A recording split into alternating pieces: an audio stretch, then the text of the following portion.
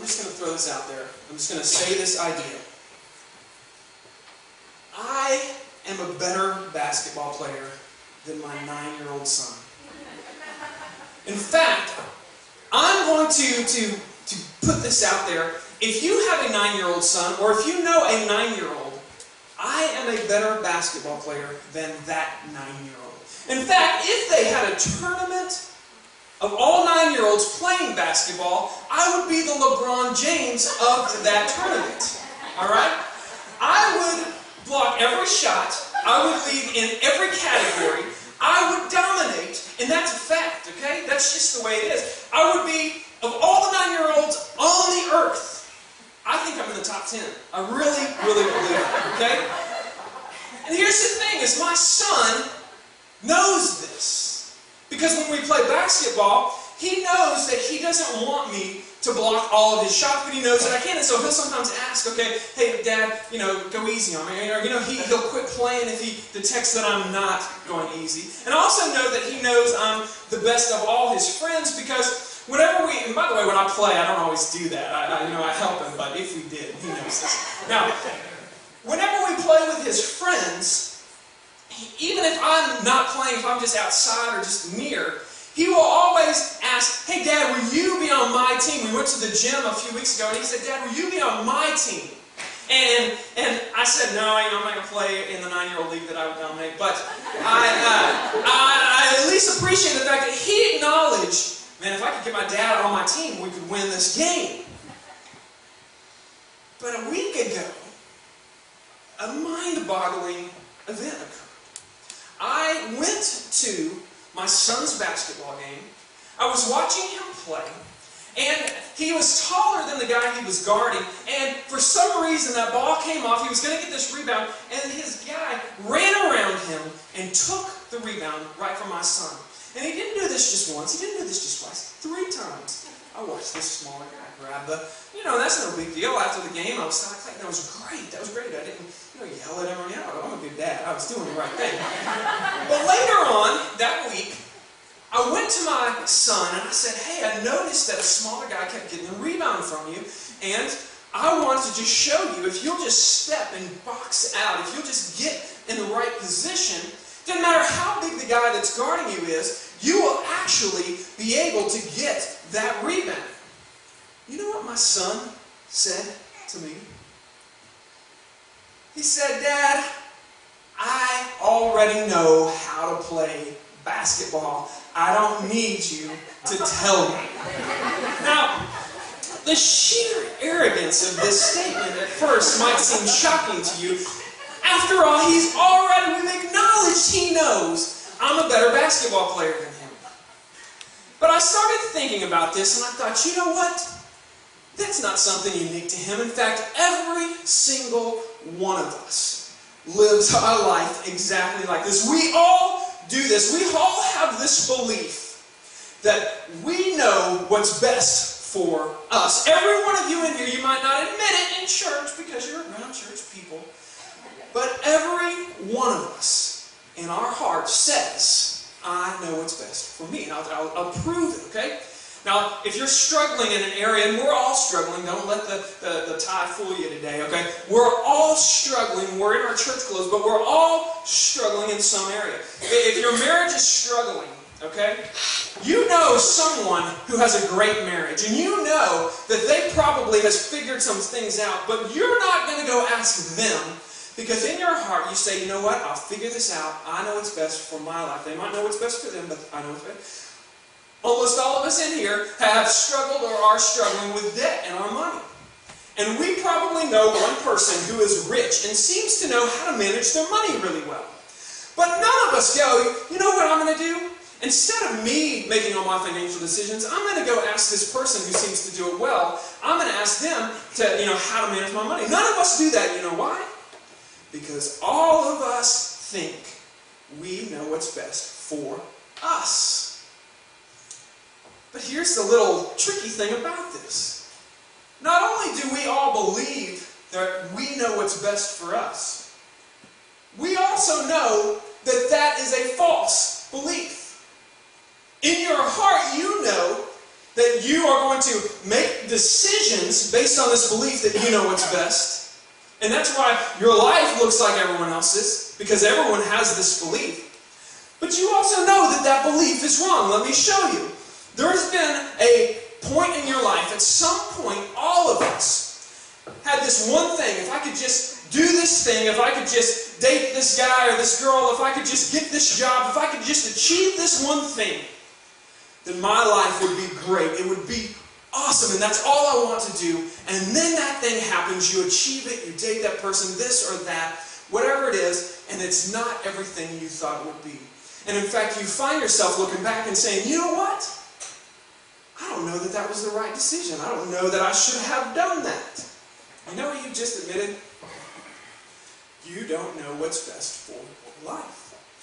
I'll say it this way. Think about this. All of us have had a time in our life in which we wanted that thing to happen. We wanted to get that job. We wanted to be, approved at that school. We wanted to ask this person out and then say yes. We wanted to go out. And if we could just have that thing happen to us, then we knew it would be great. And something happened and it didn't happen. And then we get mad.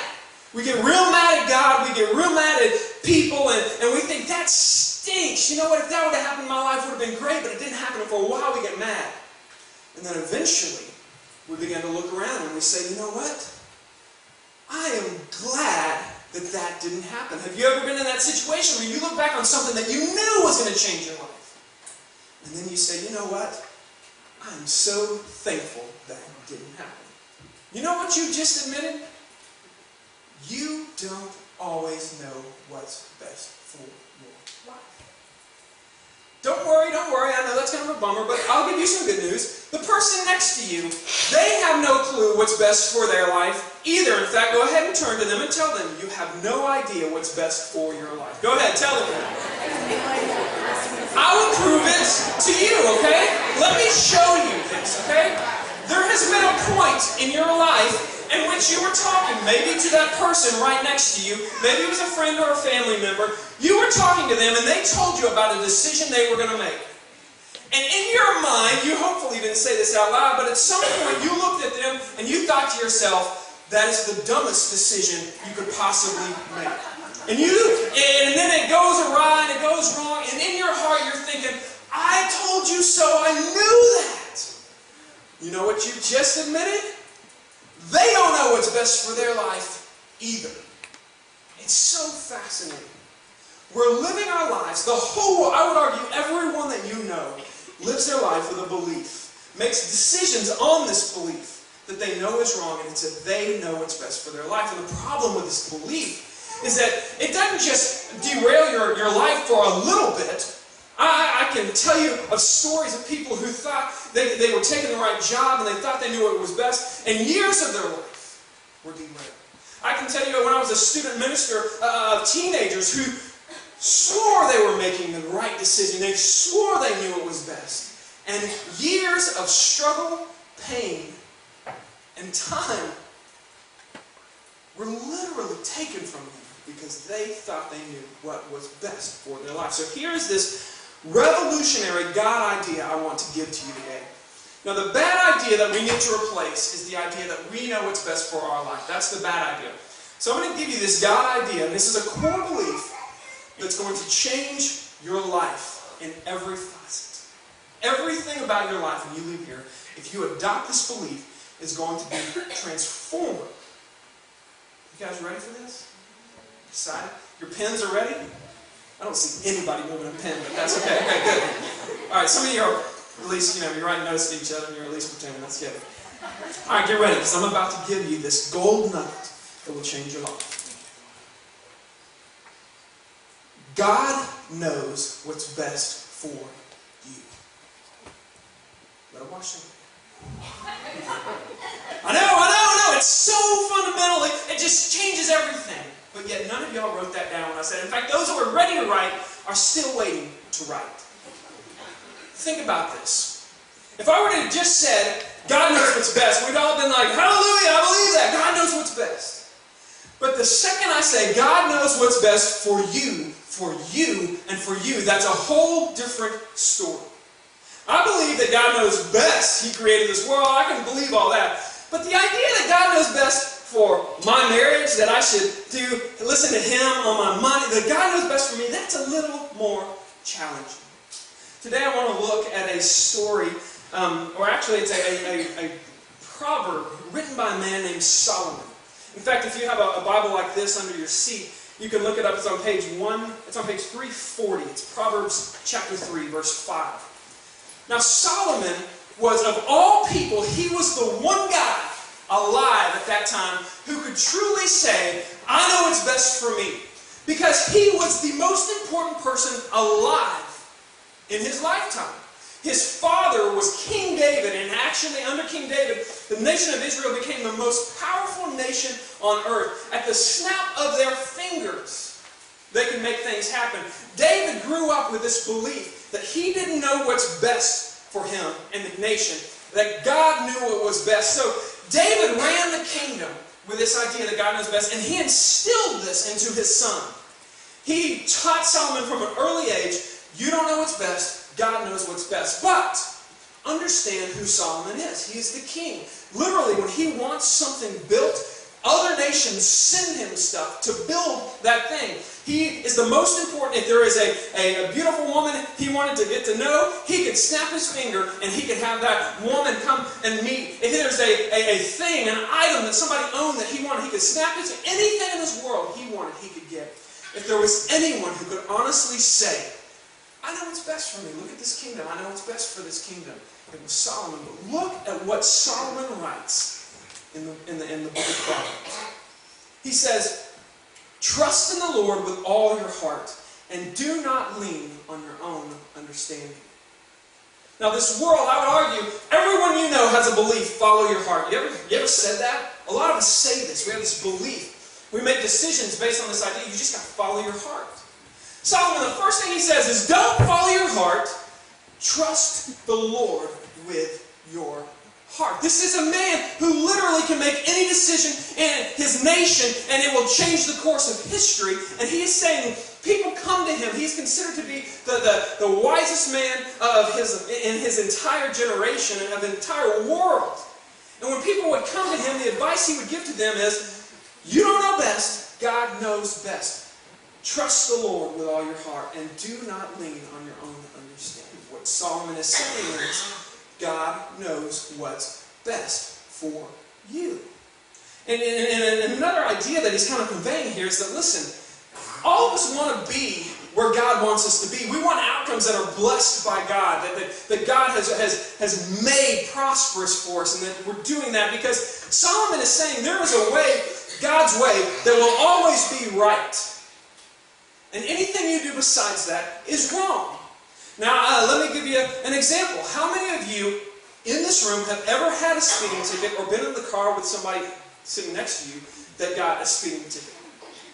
By the way, my wife once got pulled over for going 95 and 60, and she was let go. The cop let her go. I always think that's so unfair. I'm not that cute is what that tells me, is I'm not cute enough. But anytime you get pulled over, this phenomenon occurs and this truth is revealed to you. How many of you, when you get pulled over, he asks you, you know how fast you're going, and you always say no, even if you know exactly how fast you're going. You say, no, I have no idea. And then he says, why are you going that fast? And at that moment, all of us begin to give our reasons about why, for this one exception, we knew best, and it didn't really apply to anyone else, but we had the right reason, okay? Think about those excuses that you've given to a policeman, okay?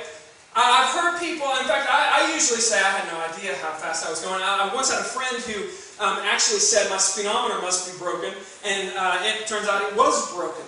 But I also have a friend who once said, he said, you know, officer, I'm such a bad driver, I just thought it made sense for me to get off the road as fast as I can. You know what I mean?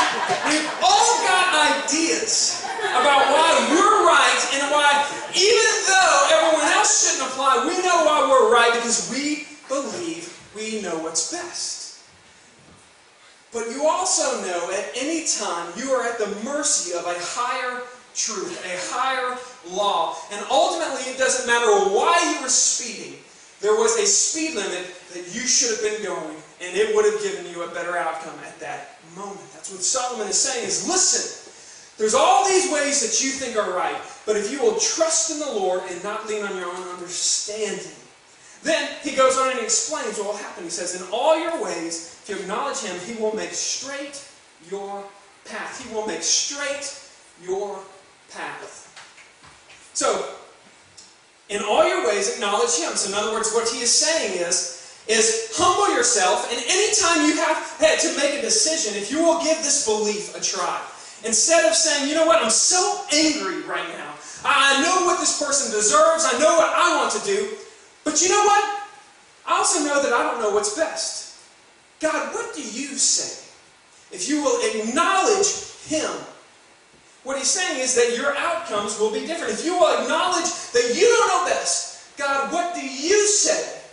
You will make different decisions and your life will have blessed outcomes. Literally, he says here, and he will make straight your paths. What that word straight means, it can mean prosperous. It can also mean righteous. And then that word path, we would say outcomes or lifestyles. What he's saying there is, if you will believe this, if you will acknowledge God in your beliefs, it will lead to blessed outcomes by God. It will lead to a blessed lifestyle. You know, there are so many times examples of this that if you're in a marriage and your marriage is struggling and it's lost some of the passion and it's just not what you thought it would be, a lot of times we go back and say, I just need to undo this decision, I just need to redo it, I just need to do this. Well, if you would just go back and say, you know what? I know what I think I need to do in my marriage. I know what my wife, I think she deserves. But God, I don't know what's best in my marriage. Instead, God, what would you tell me to do? This applies for everything you can possibly do. If instead of going into that decision with this idea, I know what's best for me, if you will stop and say, God, I don't know what's best. What do you say? If you will acknowledge God, if you will acknowledge him, he will make straight your paths. It's so important. He says it again. In verse 7 and 8, he says, be not wise in your own eyes, but fear the Lord and turn away from evil. It will be healing to your flesh and refreshment to your bones. I'm telling you, this fun. Now, it's a core belief. It's so simple because it's a core belief. But if you will truly begin to understand this bad belief, you don't know what's best for your life.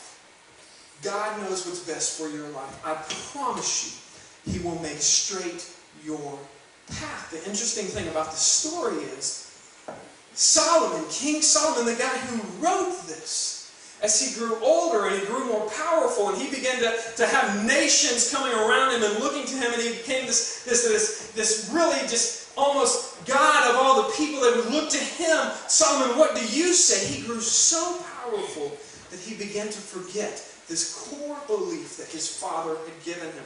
And I'm going to read a story from 1 Kings. You don't have to turn them there, but if you do, it's in page 187 of this book. I think we'll have it on the screen.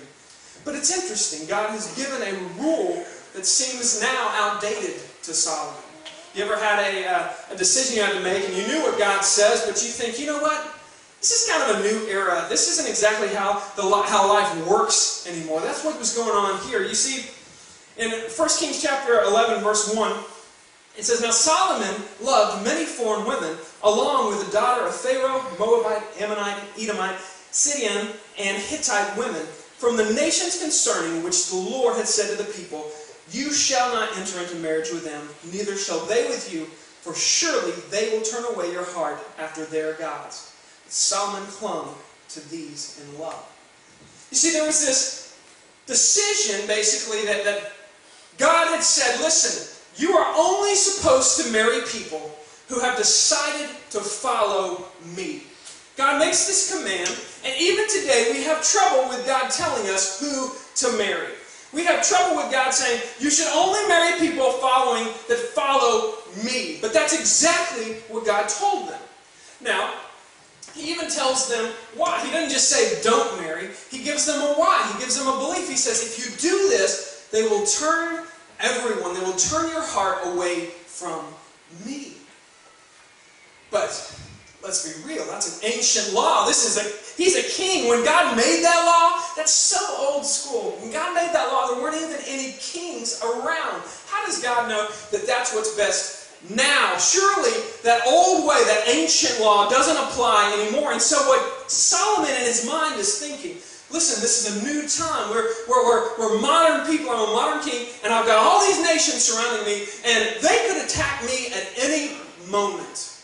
So what I'm going to do is I'm going to marry all of these nations. I'm going to marry into all these nations so that their kings will now be related to me. And now instead of them attacking, we'll just be all one big family. And so he started marrying these women as political alliances. And what he was doing was saying, I know what God says, but I know what's best for me. And he tries to start outsmarting God so that he can hang on to his kingdom. But look what happens. He had 700 wives. All the men said, oh my gosh, right now. Think about this, 700 wives, 700 mother-in-laws. Just saying, he might not have been the wisest man. They were princesses, okay? They were princesses, meaning they were all these political alliances. They were all 700 times he was trying to outsmart God. And then 300 concubines, that's a whole other sermon, I don't have time. And his wives turned away his heart. His wives turned away his heart. In fact, it says, for Solomon was he was old. His wives began to turn away his heart after other gods, and his heart was not wholly true to the Lord his God, as was the heart of David his father. And it begins to go on and on about all of the different altars and all of the different statues he begins to put up in the name of these gods. And then in verse 11, look what happens. Therefore the Lord said to Solomon, since this has been your practice, and you have not kept my covenant and the statutes I have commanded you, I will surely tear the kingdom from you and give it to your servant. And that's exactly what happens. There's a civil war that occurs in Israel, and it becomes the northern and the southern kingdom. The northern kingdom is called Israel, the southern kingdom is called Judah. Eventually, the nations around them begin to attack them because they are no longer as strong as they were, because they are divided, and eventually Israel falls. So get this. The one thing Solomon was trying to accomplish by outsmarting God is the one thing he lost simply because he believed he knew what's best for him. I want you to think about the worst decision you have ever made in your life. Some of you comes right to you. You're like, I know exactly what you're talking about. The worst financial decision, the worst relational decision, whatever. Think about that worst decision you've ever made. And now think about how your life would be different if at your core, before you made that decision, you said to yourself, I don't know what's best for me. God, what do you say? I would argue that every one of us that would make that acknowledgement to God would save ourselves years of struggle, turmoil, and at least time that we didn't throw away in a relationship that we knew we shouldn't have been in, or a job we knew that wasn't right, or whatever it is, simply if we would have said, I don't know what's best for me. God, what do you say? Any area of your life that you just wish, God, I wish I had victory. I wish I could be unleashed, will be transformed if you will say this before you make decisions. God, I don't know what's best for me. What do you say? Your money. All of us think our money is our own. If you'll just say, I've got money. All of us have some money. We get it every month, a little bit at least. If we would just say, God, I don't know what's best for me with my money. What do you say? And instead of trying to rationalize, this is why I don't do what God says, if we will just say, God, I don't know that, you would be in a different situation financially. In your marriage, instead of saying simply, listen, I'm in my marriage and I know she doesn't deserve this, I know she's been doing this, I know this. If you'll simply say, you know what, our marriage is not where we want it to be. God, I don't know what's best. What would you have me do? I promise it will lead to a different marriage. It will unleash you. We're going to have child dedications today. I'm going to give you the best parenting advice that I could possibly give. If you will apply this to your parenting, it will change your life. The way that most of us, and I've got 3 kids, 3, 9, 6, actually 7 now, and 9, about to be 10. I got that right. My wife's looking at me, and I think I got it right.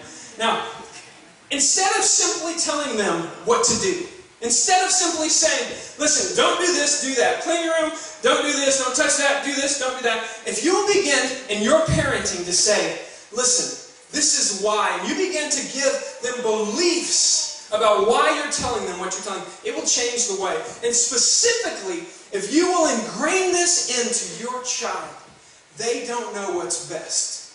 God knows what's best. It will literally save you years simply because of the decisions they'll make. Think about this. Every parent of a teenager that I know, some of you are in here are parents of teenagers, some of you have already been through this and you can nod and say amen.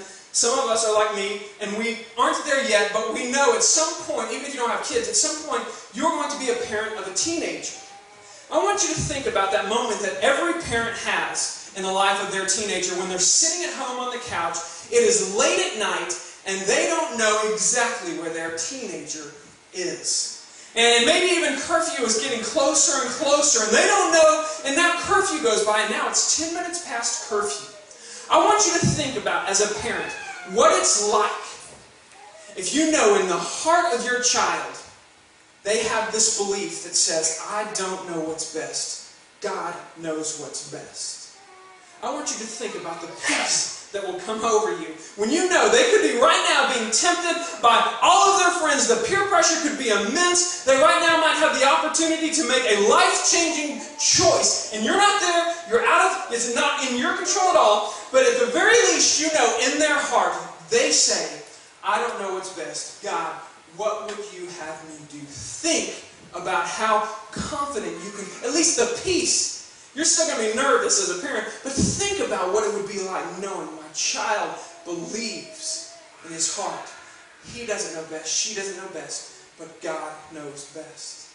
Think about the alternative. Think about the parent that knows in their heart, my child is going to make their own decision because they think they know it all. They think they know everything.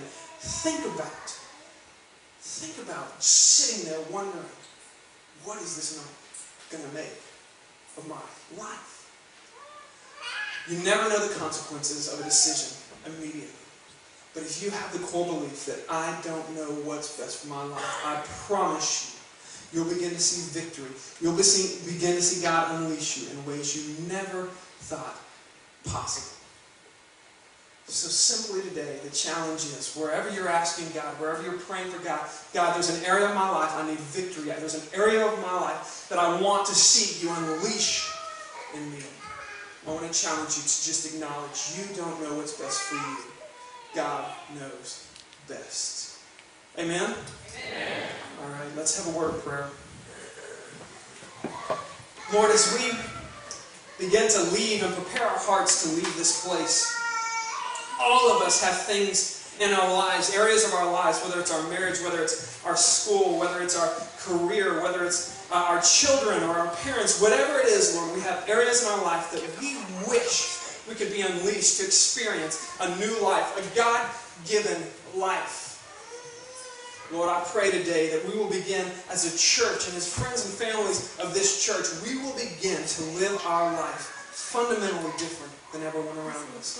Instead of saying, we know it's best, Lord, I pray that you will give us the motivation, the strength to say, Lord, I don't know what's best for me. What would you say?